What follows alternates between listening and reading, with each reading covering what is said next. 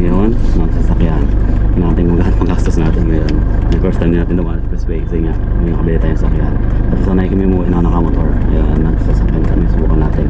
Ang timing pa dito, kagandahan dito ay hindi pa kagandahan. Tumaas yung gas eh. Kaya pati pa masakit tumaas. Kaya yari kami dito.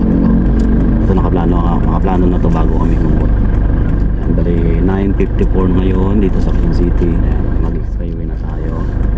Para mas mabilis, para makabot tayo sa kahit sa first trip na lang. Kaya hindi ko masyado ako patang mabilis kasi first time ko din naman ng expressway papunta sa Turtleway. Hindi makabisado kaya kahit sa na lang sa first trip mabutan natin.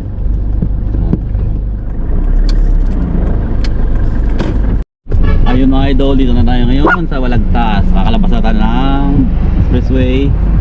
Then yan, mga 11:36.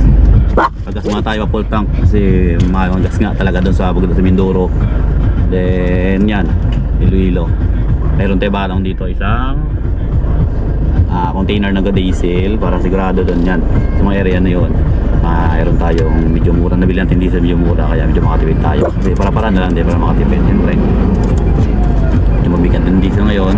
Dahil ngayon ang diesel dito sa Uno 99.90 yung diesel nila.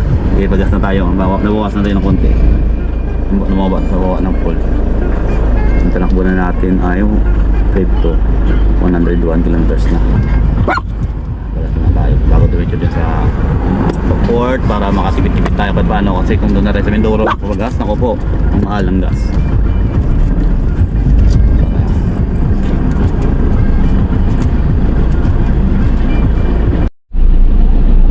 Tatawid dito na sir. Okay na, pagkasok natin sa intros dito. Kalaga. Thank you.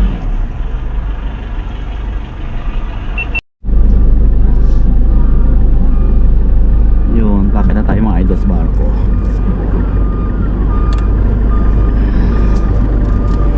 Tiket, labas tiket.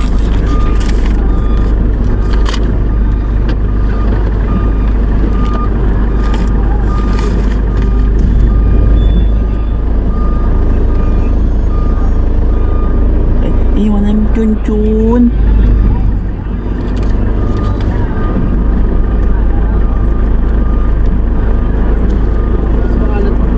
Jojin. Thank you.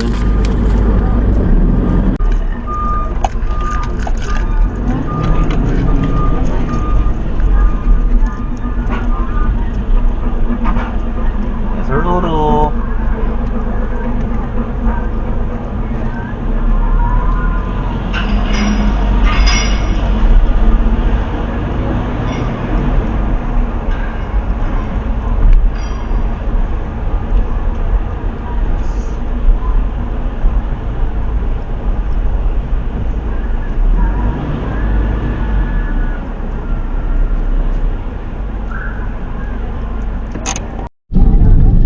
Ayun mga idol, touchdown na tayo sa port ng Rossport.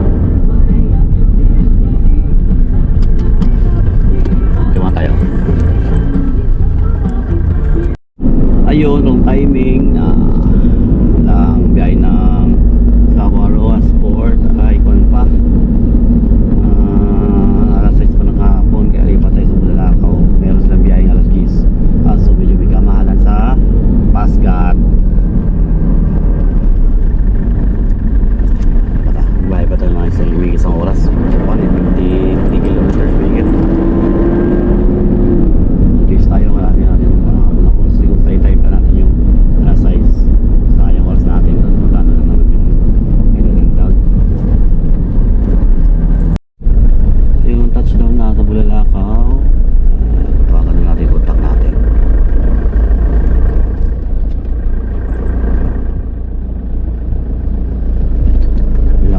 Pumunta dito. Wala ko sa bahay natin sa kanina ay yung sa Batangas. Booking dito? Usap nila sir. Hindi kita kayo doon. Sino pwede parada sir? Pero usually kasi yung port pasulit sir. Sige po. Baka kasi nasabitan sir. Expected din sila may bayad yung mga parating dito. Ah. Baka Baka kasi masabitan, ginagawa kasi yan. Baka masabitan mamaya minilis na rutin yan. Matikit na kayo? Mabawa. Preparada ko muna sir? Or Oh, sige.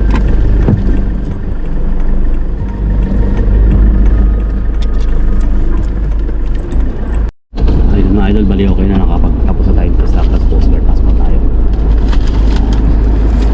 Ay ate, hindi lang ako magdadalas dito. Medyo malaking kamalan ang pandita kasi palun sa kabila. Pero ito dito yung oras. Pero lang po kasi ito ang nagtaas na ng kurosay doon sa Bilaw lang tayo. Sir! Ay ko.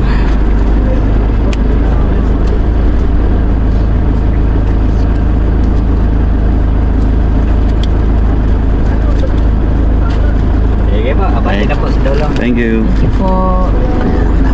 Maga tayo. Ayos. Holiday dito, may oras yung biyahe nila. Kaya araw-araw talaga may biyahe doon sa kabila. Mahirap po ni schedule nila doon. Dati, nung sa Sabado ka, yan, matik yan, mga alas 8, so yan, makasakay kayo. Ayun, galing namin doon, mga tingin doon kanina, mga 7, wala na biyahe, mga alas 6 pa daw. Pero dito sa Pascat, every 2 ang beses isang araw, bali last G saka last stress ng hapon. Okay, sir na tayo. Check mo na ulit. Ano po sir? Thank you. Ito na ako.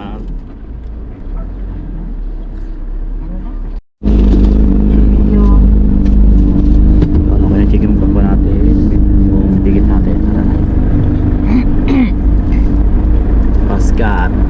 Ito mabilis daw to.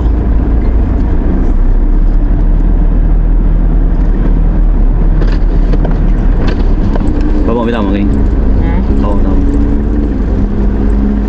Ito siguro kasi atras na siya. Una na buhain.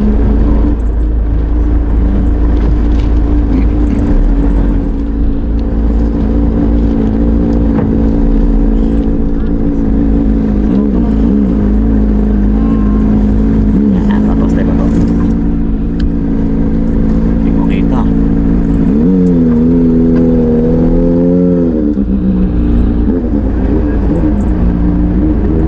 Sa akyat nito.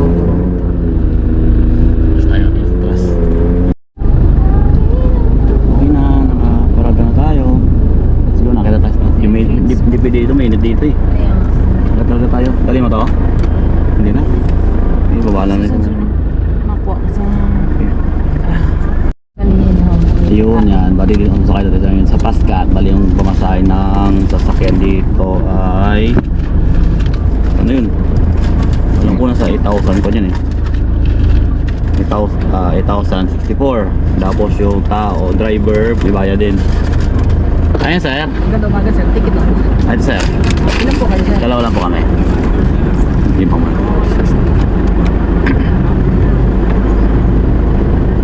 Sir, pangalan nun sir, tapos sir. For declaration lang sir, dati ba?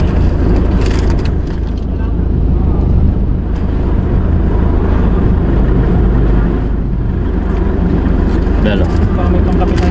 Nakuha namin na sir. Ano, meron sir? Oo. Then bali dito tayo nakasakay ngayon sa Bulalakaw. Kasi nga wala doon. Meron doon may alas 6 pa doon sa kabila. Sa Ruas. Kaya nakabulay dito sa Bulalakaw alas 10. Alas 10 saka alas 3 yung biyahe dito. Yung sasakyan, Nova, na natin, bali 1,064. Tapos yung driver dito may bayad. Kaya hindi pa sa hero. Bali yung pamasahin sa driver 938 ganun sa hero, 938 din. Tapos meron silang parking ano ba to yung sa yan 1 ano yun 129. Yan, tapos meron pang entrance fee na 30 bawat tao. Medyo magkano basta tayo sa Duro dito na tayo sa Hatiklan Port. Tayo mga tayo. And mamaya tayo ang biyahe. Kasi ano oras na rin? 3:47. Ang oras na mas kanina doon? 10:30. Matagal ang biyahe. Daang fast.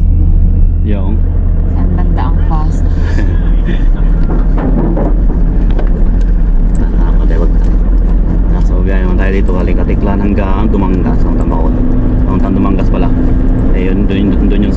ng papuntang Bacolod Pier. Ayos, tara. Yun mga idol, dito tayo sa Dumangas. Ayun, ang una natin ngayon, dito tayo sa Coast Guard. Ayun natin kasi dito pag andun natin sa loob, dito tayo labas dito. Okay, pag nakalimutan natin dito sa Coast Guard na to. Galing mo sa loob doon, balik ko pa rin dito sa labas. Ano nanap dyan? Yung mga dalaan dyan ako. Noras na ba kayo? 9:18? Ano? Binigyan lang tayo ng stub. So bibigyan natin sa loob, yun o. Hindi mo siya nakita yung stub yun, ano.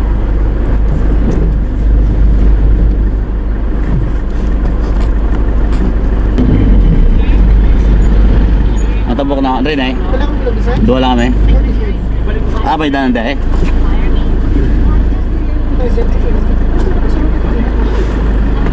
itong dump truck lang, kung ka mga may malaga. Ilang laman niya sir?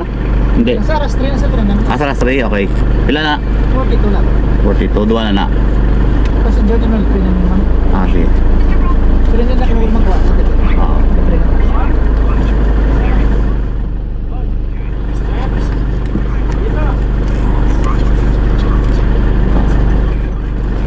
Alas 3 na alas 7 pa. Sa din na sir ang katiman. Kaya ka alas kita sa punta ka, magpila ka mo na sa mga karoon. Hindi, Andrea. Hindi magpila ka mo na kang nagtayo. Ano, pila lang bro. Makan, makapod. Okay. Pila na to. Si sir naman. Hindi na nga to. Ano ito, kinahin ko tayo dito. Bali 1-4 lang. Kalapan to, Bacolod dyan. Yung pasayro mo, dalawa kayo, libre lang dyan. Pagka tutlo kayo or patutubra, kaya dun yung magbayad na kayo ng kondon na sa ticketing. Pag dalawa kayo, pwede yung isa. Driver sa kayong dalawa kayo libre. Bali 1-4 lang yun. Ayos, hindi mura dito, medyo malapit lang eh. Ha?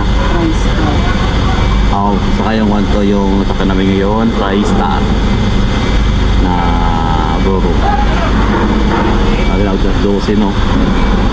Ayun, tanangitay namin ng ilang oras din ako. Nakating kami dito mga kanil, mga bandang alas 9. Maraming yung sayro.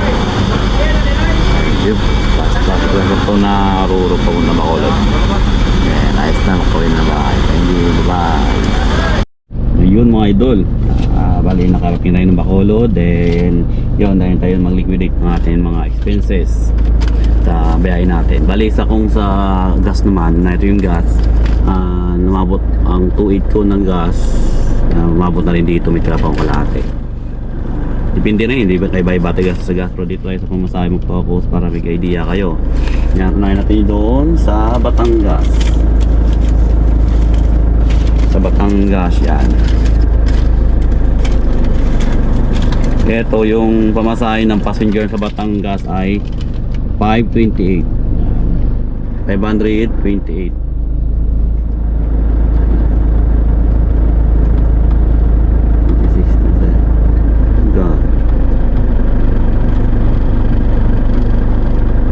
Hintayin lang natin. Yan.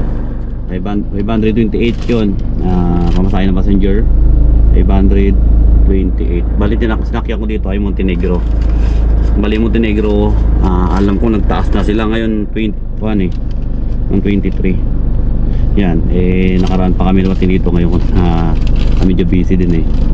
Nagawa yung video. And yung sasakyan naman, dala namin Innova. Bali binayatan namin ay 3,240. Yan, bali doon sa Kwan, sa Batangas, lumastos kami ng 3,768 sa pamasahe ng sasakyan sa kayong passengers sa isang passenger. Kasi ang driver libre naman, then meron silang entrance fee na 60 pesos each. Yan, bali dalawa kami. Yan, na 60. Ngayon, tutawid na natin doon. Tapos mag-Google Map kayo. Kapit kung gusto nyo pumunta sa Kwan, sa Kwan, sa sunod na port, pwede kayo pumunta ng Roas Port, pero hindi kami nakasakay doon. Kasi nga, walang biyahe nila hapon ay dumating kami doon. alas 7 ng umaga dumating kami doon. Then ang biyahe nila hapon pa, kaya doon kami lumipat kami doon sa Bulalakaw sa Pascat. Ang biyahe nila doon araw-araw talaga 10 AM. Then yung isa sa biyahe ay 3 PM. Dalawa kada araw, kaya hindi sila zero doon, hindi nagbabago schedule. Yan. Bali doon naman sa sa Pascat, doon sa sa dito sa Bulalakaw, bali yung entrance fee nila doon 30, then yung sa sasakyan ay 129. Yan yung pamasahe ng sasakyan nila doon.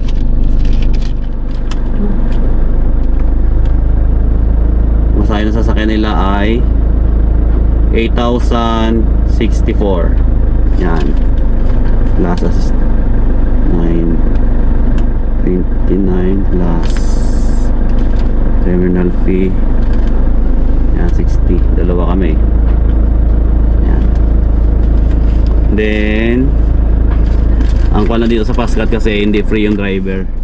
May bayad din. Ang pamasahe ng driver dito ay 938 each. Yan, plus 938 each. Kaya medyo masakit rito sa Pascat, medyo mahal. No choice kasi oras na minabol natin. Kasi lang maghintay naman tayo doon ng ilang oras doon sa Roa Sport. Sayang din naman ang oras natin. Mas mahirap kasi magbiyahe ng madilim kung doon ka sa Iloilo. Mahirap pumiyahe doon ng madilim. Kaya mas maganda pa yun, makatawid ka doon, medyo maaraw na, maliwanag pa, para mas safe yung biyahe. Then yan, nabutan na lang kami ng dilim pag maapit na kami doon sa Dumangas. Kaya medyo napagaga kami ng dating doon. Then doon naman sa Dumangas, bali gamit lang namin Google Map. Yan. Google Map lang kami, hindi na kami naligaw-ligaw. Pero dati naman kasi nakakauwi naman kami ng Bacolod, nakamotor kami. Madalas kami nakamotor, ngayon lang kami ng sasakyan. Kaya medyo masakit talaga. Sabay pa ng taas ng taas ng gasolina, taas ng fee. Alam ko kasi ito yung Pascat ng taas na sila ng fee. Yung Montenegro nung umuwi kami hindi pa. Pero ngayon mataas na lang kasi 23 daw lang mataas ang March. Yun, dito naman sa Dumangas to Bacolod, medyo mabura lang yung pamasahe natin mga idol. Mura lang to. Yan, dito sa Dumangas, pamuntang Bacolod, bali ang binayaran lang natin sa sasakyan natin ay 1,400. Kasama na yung driver sa isang passenger. Pero kung may extra passenger pa kayo, magbabayad na po kayo doon ng pamasahe. Yan.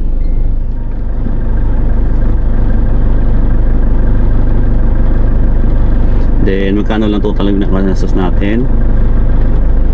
Bali, plus natin ngayon yung pamasahe natin na 1,400 plus alam ko may entrance fee din doon may din pala, may fee din sa pagpasok. Ganun din sa para sa sasakyan 129 din, 129. Yun, gumastos na tayo mga idol, mga 15,546 sa lahat na yun na terminal fee, sa entrance then pamasahe ng sakyan, saka passenger. Dalawa kami. Kaya kung may dadagdag pa kayo ng passenger, additional yun na lang. Yan, balik.